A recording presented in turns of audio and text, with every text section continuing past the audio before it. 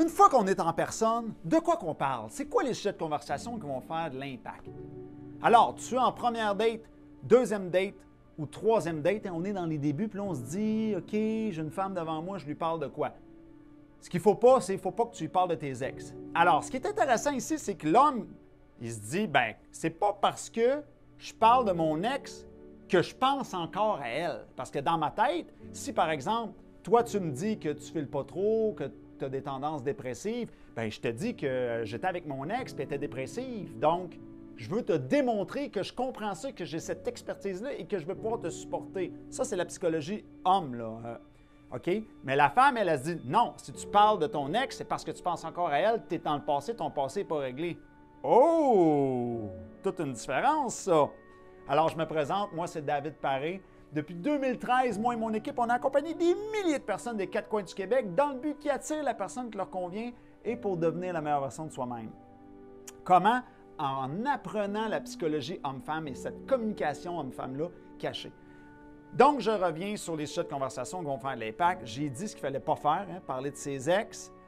L'autre chose aussi, ce qu'il ne faut pas faire, c'est penser que ce qui nous intéresse, nous, ça va intéresser l'autre. Souvent, ce n'est pas parce que, par exemple, un homme, il s'intéresse à la mécanique, je vais parler à la mécanique de la femme, parce que ce n'est pas les mêmes sujets qui vont stimuler. J'ai même entendu une de mes coachs femmes dire « C'est pas parce que je tripe sur l'économie que je veux que tu me parles d'économie. » Le fait que tu me parles d'économie, ça ne créera pas d'attirance. Il y a une différence entre c'est intéressant et ça crée de l'attirance. Alors ici, ce qui nous intéresse, on veut créer de l'attirance, on veut créer un impact pour attirer la personne qui nous convient. Il y a deux grandes tendances.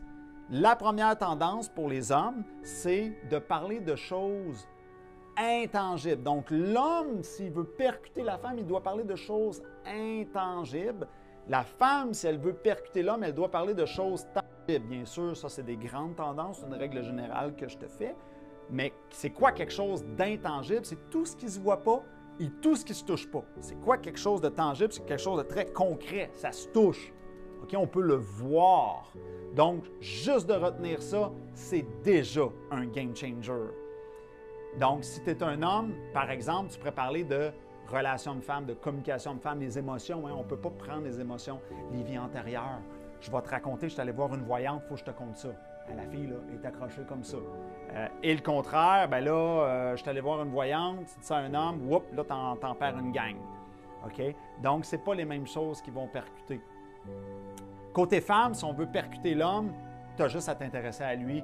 Fais un peu l'animatrice, l'intervieweuse, fais-les parler de lui, fais-les parler de lui, fais-les parler de lui. Il s'en rendra même pas compte. Il va être bien content. Puis tu fais des Ah, c'est vraiment intéressant.